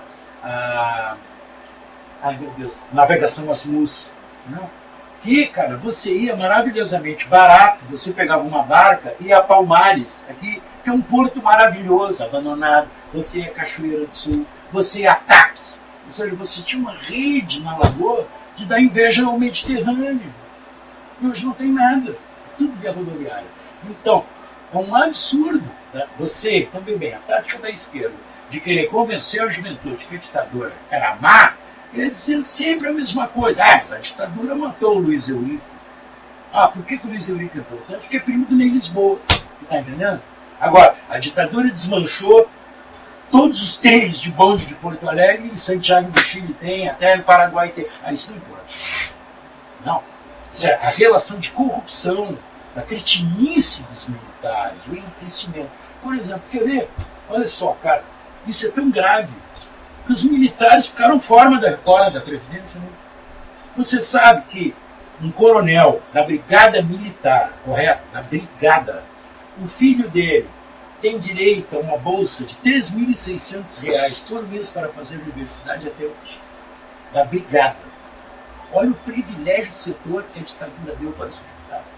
Ninguém questiona. Filha de militar que estuda e não casa para a vida inteira. Né? Então, isso era ditadura. Roubo. Bom, vamos para o final do programa. A última pergunta, que é a mais importante de todas, devido ao lugar onde a gente se encontra. Qual é a força de uma rádio comunitária no combate ao fascismo e principalmente ao estado de exceção que vivemos hoje? Olha, eu vou dizer assim, quanto tempo tem? 5 minutos? 1 minuto? É livre. Termina a resposta.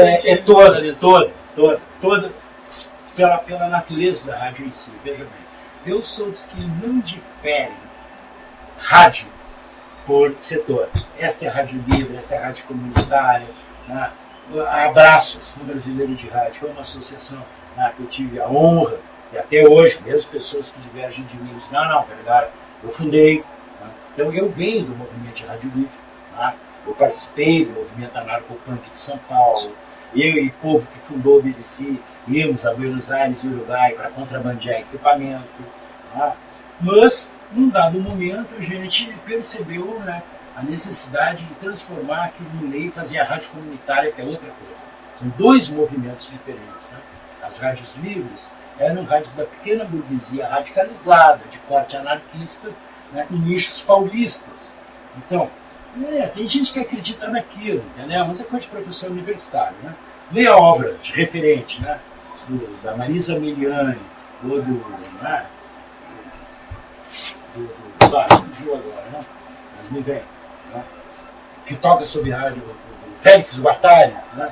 A micropolítica, que fala de rádio comunitária, e ali tem uma frase, né? Pior que o de César Zama na rádio, A Queda de Roma, né? Extremamente positivista, quando ele diz assim, olha, as rádios livres eram assim, você fundava uma, explodiam milhares por vez. Não, a gente é cientista. Não pode ir atrás de uma frase, né? Uma frase de efeito. Parece o César Zama escrevendo a beleza do rei romano. Né? Surgiram milhares. Não. Se você for ver a pesquisa, as rádios livres, cara, era o que eu estou dizendo. Um fenômeno pequeno burguês, de corte anarquista, teve grande valor, porque impôs na agenda brasileira, né? Digamos que seria a plataforma arco-íris importada dos Estados Unidos, né? De segmentar a luta dos negros, luta das mulheres, né? Luta dos gays, aí se subdivide, né? Tudo quanto é forma. Ainda falta uma, né? Pansexualismo. Né? Pansexualismo, por enquanto, não entrou na agenda formal ainda. Né? É a corrente do ser gay, a única original brasileira. Né? São as pessoas que conseguem ter prazer, né, se relacionando com o vento, com as pedras, com a paisagem. Né? Essa falta aí. Então estou aqui, né, para não ser taxado de homofóbico, né, incluindo uma nova forma, né, de ativismo, né, sexual ainda não colocado, aliás, o único brasileiro. Né, ser gay pansexualismo. Então, essa plataforma, as rádios não tiveram papel. O movimento de rádios comunitárias nasce ao mesmo tempo, mas não tem nada a ver. O movimento de rádios comunitárias, ele é fruto, cara, de vários fatores, né, na década de 80. O primeiro deles é que foi um período de grande luta por emancipações. Né? O MDB, né, o establishment político, né, querendo se manter, permitiu uma legislação, fez uma legislação muito permissível. Então, houve uma explosão no Brasil de municípios de periferia se desvinculando do município-mãe. Certo? Alvorada, por exemplo, aqui na região metropolitana de 65, anterior. Mas na década de 80, digamos assim, o Brasil de 3 mil municípios passa a ter quase 6 mil no ano. E esses municípios, então, na sua luta por emancipação, os que tinham condições, se utilizaram do meio rádio para a luta emancipacionista. Por quê? Porque não tem nada mais consensual na política do que tu fazer uma emancipação. Esquerda, direita, centro. O povo dali diz, olha, então tu vai ser vereador, tu vai ser prefeito, faz o loteamento antecipado do poder, tu vai dirigir o hospital.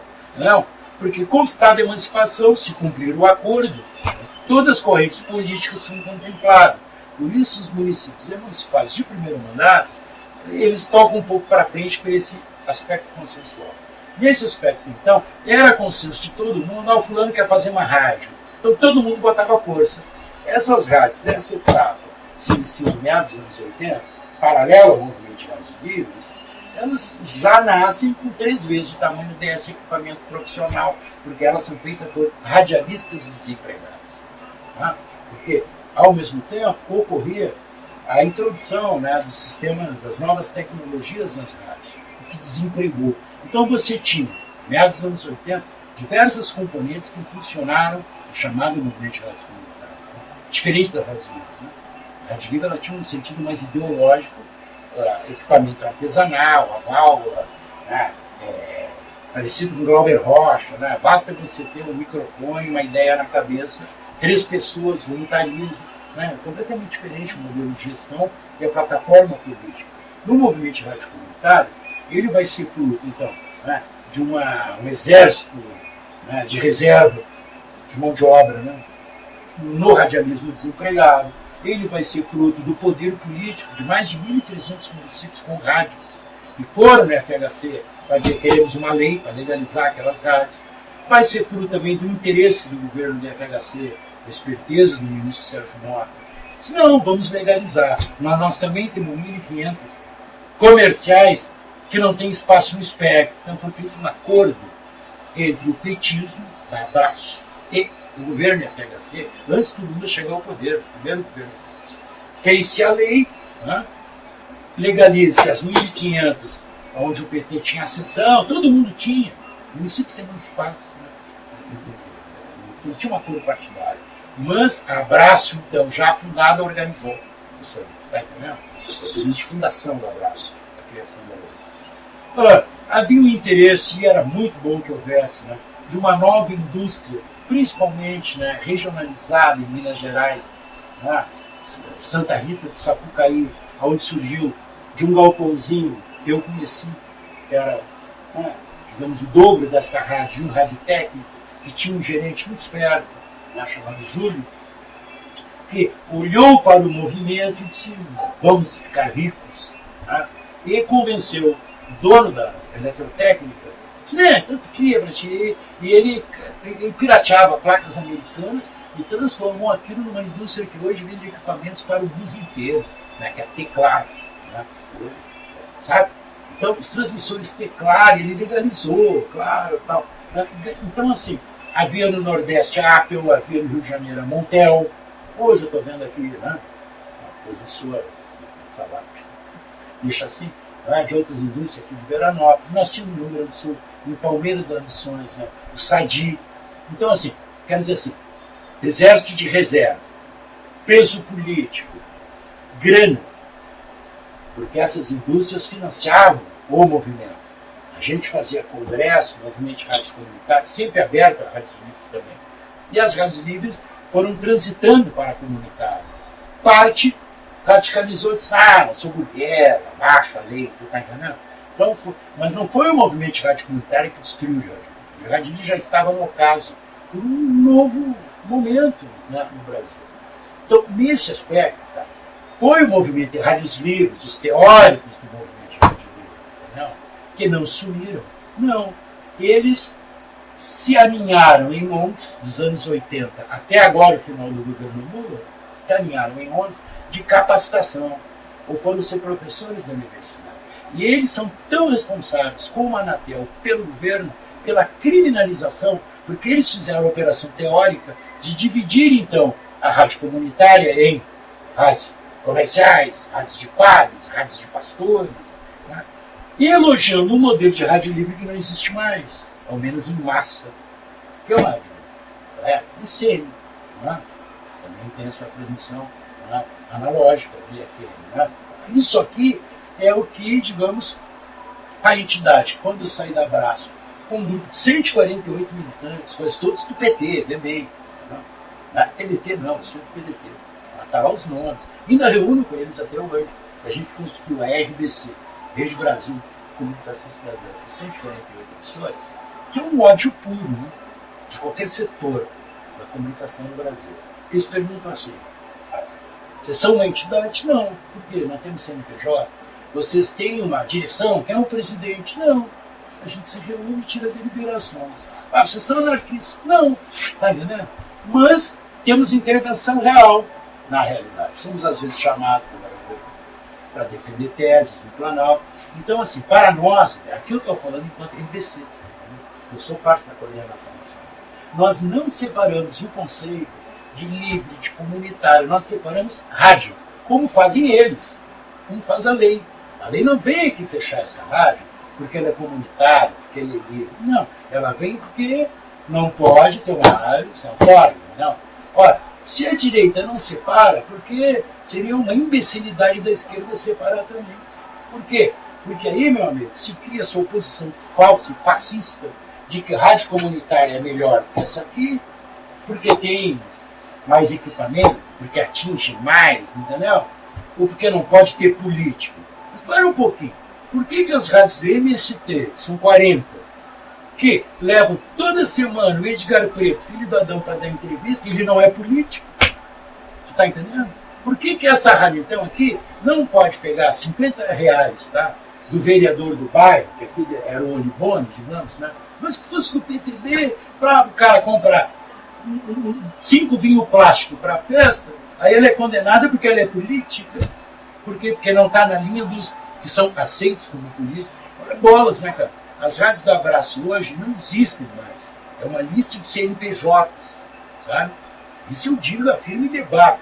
A Abraço já chamou no Rio Grande do Sul, desde os tempos que eu obedeci, 3 eventos, nenhum aconteceu. E aí fica a presidenta Denise Figueiredo e eu, por ser o referências antigo, dando explicação de por que as coisas não acontecem. Tá, meu querido? Se alguém dá abraço todo mundo, realmente não acontece. Vão assumir o que fazem. Tá entendendo? Agora, buscar dinheiro nas cartilhas do governo, acabou a festa. Então, eu quero dizer o seguinte, a rádio, que não é uma rádio comercial, pelo seu conteúdo, ela é antifascista por natureza. Até mesmo você pega, por exemplo, eu estou na luta, não sei se vocês estão, para defender a outorga, a manutenção da piratinia, né? Da Guaibefeira, não sei. Você é a favor da extinção? Estou te perguntando. Eu não sou a favor. Pois é, nem eu. Aí eu pergunto o seguinte, ela é comunitária? Não. Mas é estatal, tem conteúdo, tá entendendo?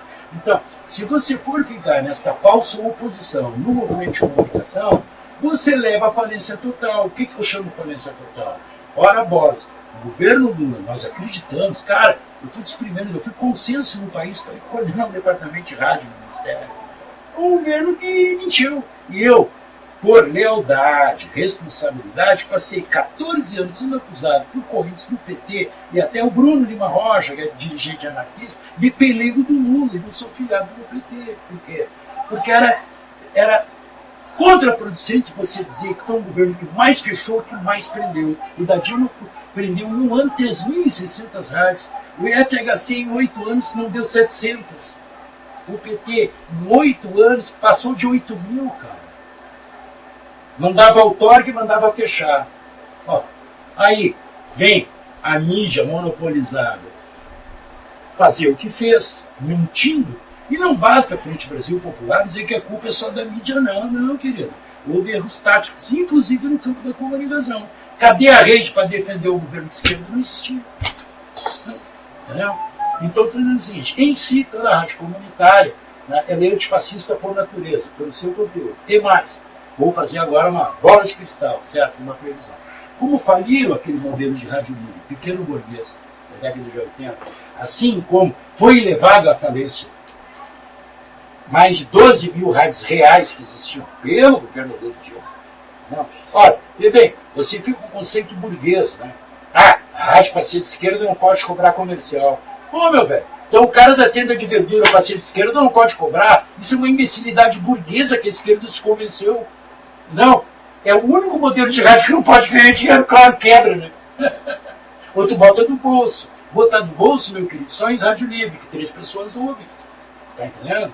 Então, foi quebrado. Agora, o que acontece? Esses 2 movimentos faliram, mas diante da ilegalidade do golpe de hoje, eu digo o seguinte, vai surgir um terceiro modelo de rádio, meio jacaré com cobra d'água, que nem comunitário nem livre, mas que vai povoar o espectro do Brasil.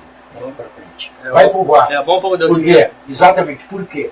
Porque as pessoas têm que entender, agora eu vou finalizar mesmo, que rádio comunitária, jornal, comunicação, não tem nada a ver com esses aspectos que os sociólogos identificam, que até mesmo eles têm. A voz no ar, já faz um século que inventaram no rádio, 5 de comentário de imprensa, é uma demanda reprimida do povo brasileiro, do silêncio secular do povo brasileiro. Entendeu? Ou seja, ninguém vai impedir o povo de botar a voz no ar. Não coloca jornal porque é iletrado ainda, não sabe escrever. Mas aqui, ó, na latinha, né, não adianta você fazer curso de radialismo lá na FEPLAN, que é talento ou não. O povo tem um talento espetacular para o rádio. Um dos programas na Alvorada, que tinha maior audiência, era numa rádio que saía ao ar de vez em quando. Né? O programa chamava-se A Bodega do Chiclete. O Chiclete criou um bordão, véio, que todo mundo adorava. Né? Ele dizia um monte de coisa e depois dizia assim, e desliga o rádio. Eu vou copiar o Chiclete. Aí, pessoal, falei 1h30 e desliga o rádio. Bom, professor Vergara, chegando ao final do nosso programa, então hoje, dia 11 de dezembro, a gente conversou um pouco aqui, aprendeu bastante com o professor Vergara sobre o fascismo. Quero finalizar aqui deixando um grande abraço ao colega que não pôde estar aqui, o grande colega historiador americanista Fábio Melo. Deixar um abraço aqui, um agradecimento à escuta aí do poeta Nilo Borges, que é um poeta de esquerda marginal na literatura americana. Um abraço aí também a quem ajudou a fazer o nosso roteiro, a professora Janaína, o professor Camarão.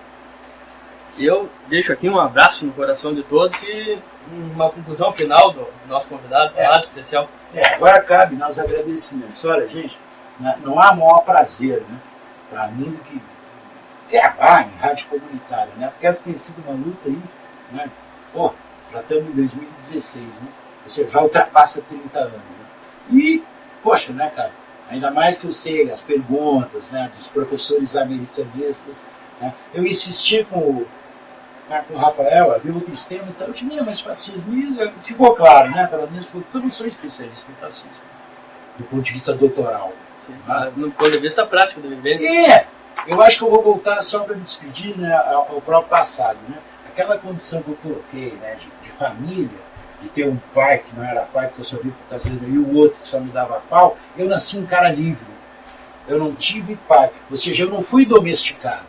E não domestiquei ninguém. Fiquei sabendo por ti, né, que os meus filhos, tu ficou sabendo que era do PDT, eu nem sei. Né? Nunca filhei, nem sabia. Isso aí, agradeço a todos.